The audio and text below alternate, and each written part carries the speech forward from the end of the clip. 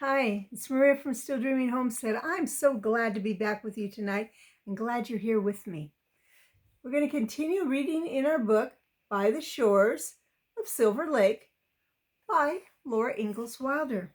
We're already on chapter 29, The Shanty on the Claim. First thing to do is dig a well, said Pa the next morning. He shouldered his spade, that's kind of like a shovel, and whistling went toward the slough while Laura cleared the breakfast table and Ma rolled up her sleeves. Now, girls, she said cheerfully, all together with a will, and we'll soon make things right. That means they'd get everything done they need to. But even Ma was puzzled that morning. The little claim shanty was as full as it would hold. Everything must be carefully fitted into the space. Laura and Carrie and Ma lifted and tugged the furniture this way and that way, and they stood and they thought and they tried again. Ma's rocking chair and table were still outdoors when Pa came back. Well, Carolyn, your well's all dug, he sang out. 6 feet deep and good cold weather in quicksand. Now I'll hammer together a cover for it so Grace can't fall in, and that'll be done. He looked at the discord, which means everything just everywhere, and pushed back his hat to scratch his head. Can't you get it all in? Yes, Charles, said Ma. Where there's a will, there's a way. It was Laura who thought how to fit in the beds. The trouble was that now they had 3 bedsteads. When they stood by side, there was not room for Mary's rocking chair. Laura thought of setting the little bedsteads together tight in the corner and putting the foot of the big bedstead against them, with its headboard against the other wall.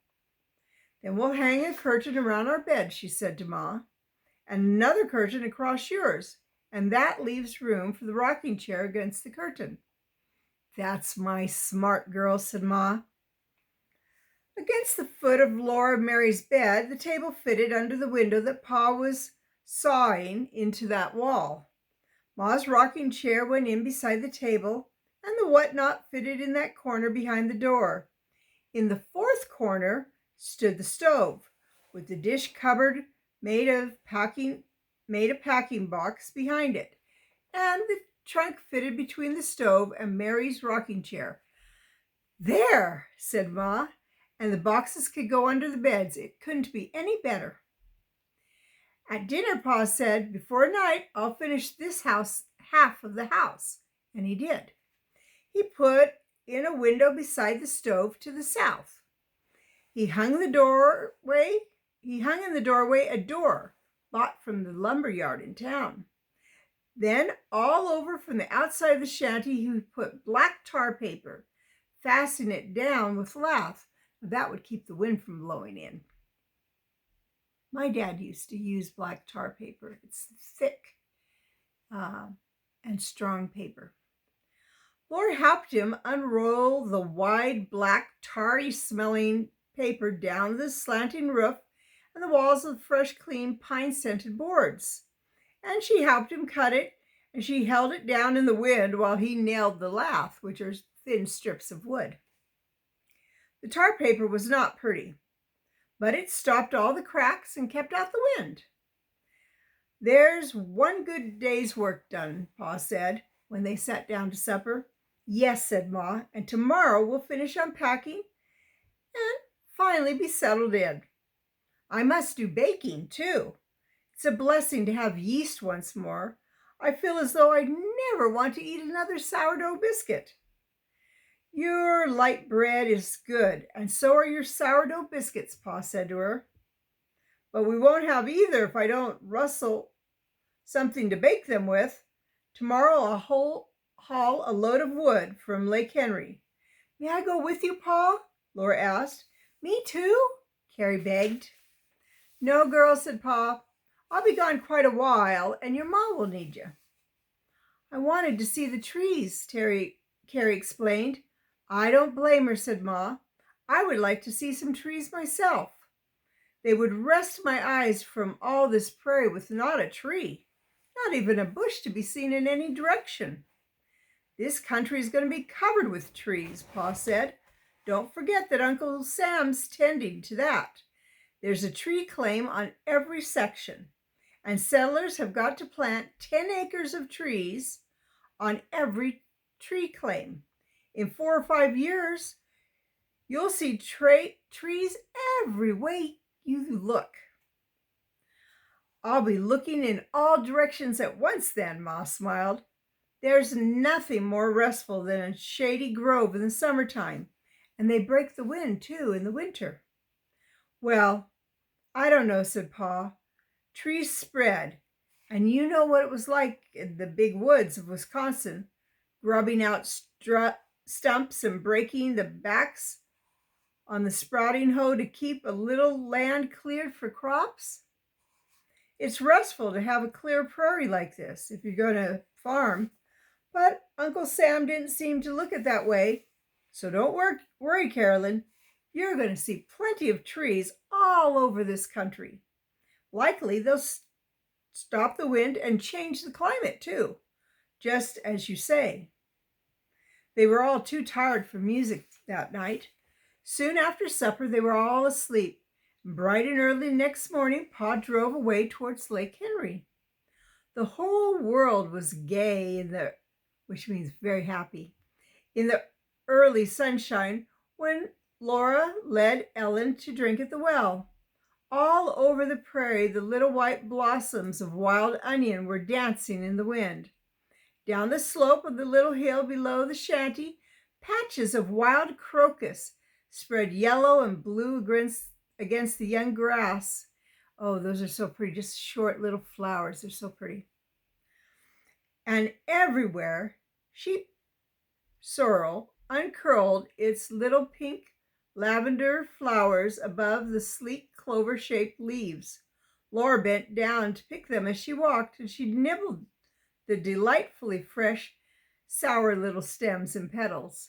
Now, my grandmother used to have sheep sorrel at her house, and I love to chew on it too. It tastes lemony and good. From the grassy swell where she picketed Ellen, she could see the town beyond in the north.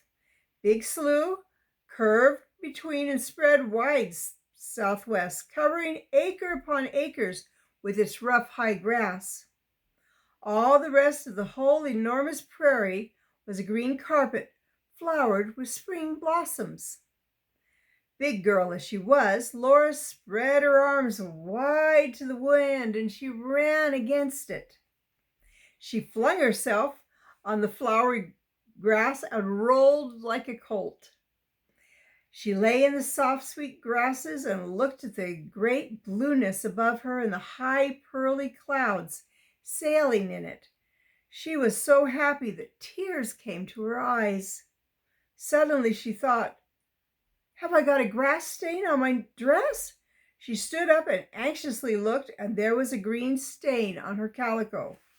Soberly, she knew that she should be helping Ma, and she hurried to the little dark tar-papered shanty.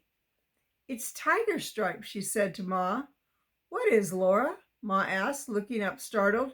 She was putting her books in the bottom shelf of the whatnot.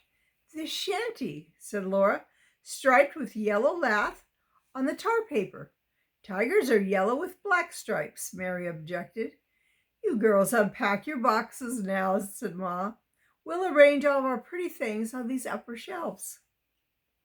On the shelf above the books, there was room for Mary and Carrie and Laura's little glass boxes. Each box had frosted flowers on the side and colored flowers on the lid. The three made that shelf all bright and gay.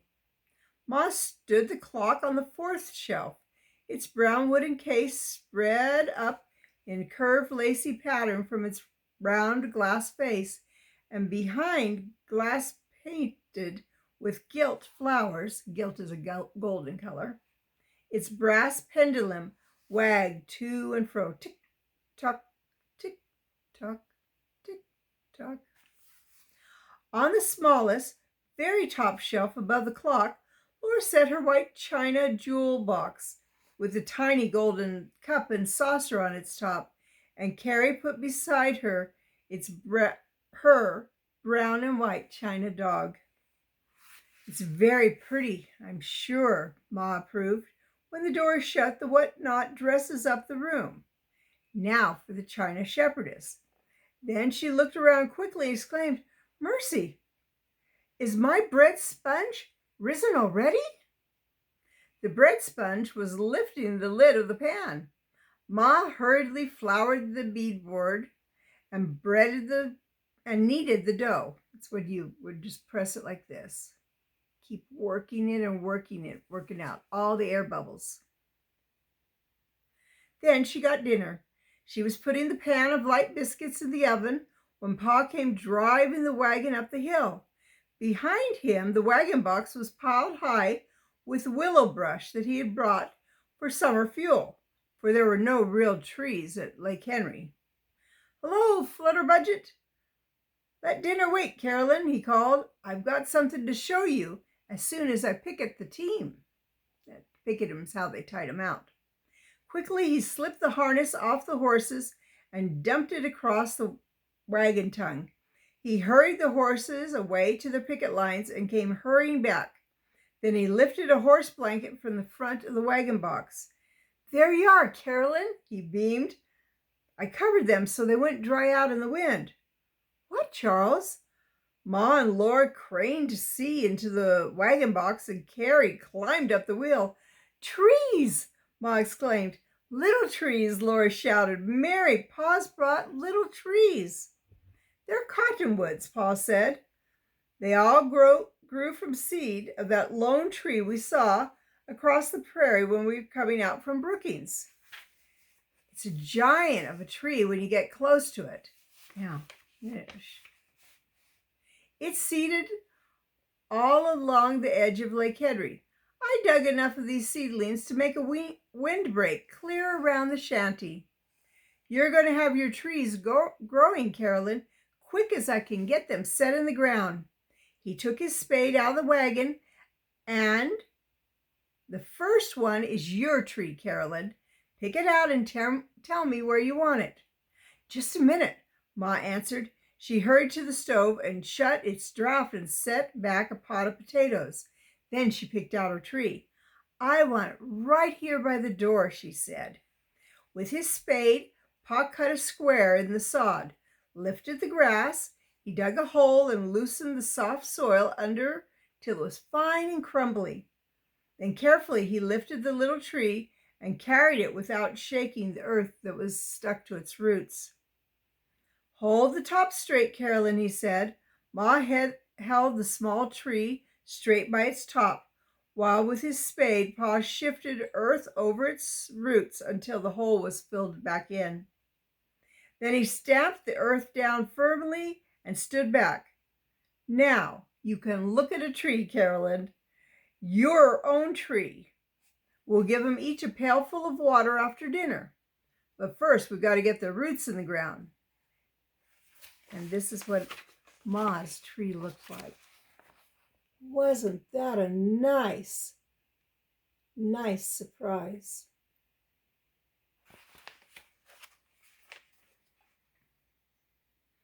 But let's see. "Come, Mary, it's your turn next." Pa dug another hole in a straight line with the first. He brought another tree from the wagon, and Mary carefully held it upright while Pa planted it. That was Mary's tree. "Yours is next, Laura," said Pa. "We'll make a square windbreak all around the house. Ma's tree and mine by the door, and a tree for each of you girls on each side of ours." Laura held her tree while Pa planted it. Then Carrie held hers. The 4 little trees stood up straight from the patches of dark earth in the grass. "Now Grace must have hers," said Pa. "Where's Grace?" He called to Ma. "Carolyn, bring Grace out here to plant her tree." Ma looked out of the shanty. She's out there with you, Charles, she said. I guess she's behind the house. I'll get her, Carrie said, and she ran calling, Grace.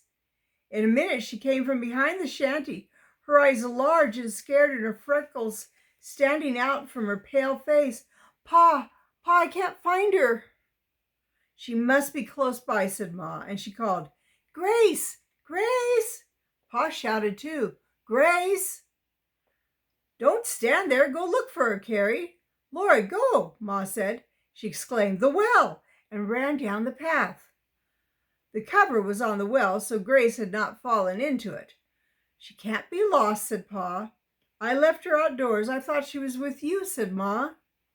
She can't be lost, Pa insisted. She wasn't out of my sight a minute. He shouted, Grace, Grace.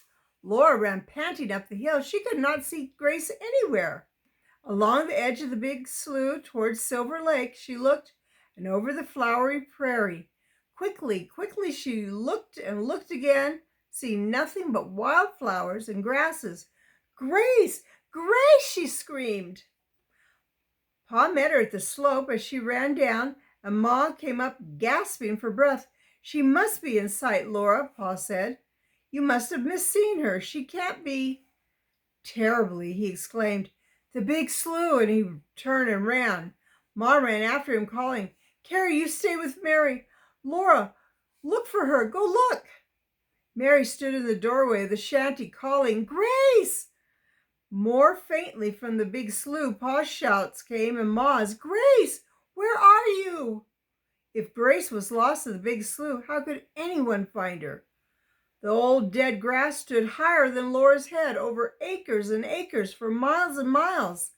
The deep mud sucked at bare feet, and there were water holes. Laura could hear, where she stood, the sound of the coarse slough grass in the wind, a muffling sound that almost smothered even Ma's shrill call, Grace! Laura felt cold and sick. Why don't you look for her? Carrie cried. Don't stand there. Do something. I'm going myself. Ma told you to stay with Mary, said Laura, so you'd better stay. She told you to look, Carrie screamed. Go look. Go look. Grace! Shut up and let me think, Laura screeched, and she started running across the sunny prairie. Whew, what a place to end this chapter. Little Grace missing out there. That's one thing that can happen with very, very young children. They are so young and they don't know danger. And so they can just be gone, it seems like in a single minute, and you don't know which direction they went. Well, they've got their trees, which is really nice, and we'll see if they find Grace tomorrow. Well, it's Maria from Still Dreaming Homestead. I want to pray blessings on you and yours, in your house and out of your house, in the day and in the night. Whatever you do, keep dreaming. Good night and God bless you.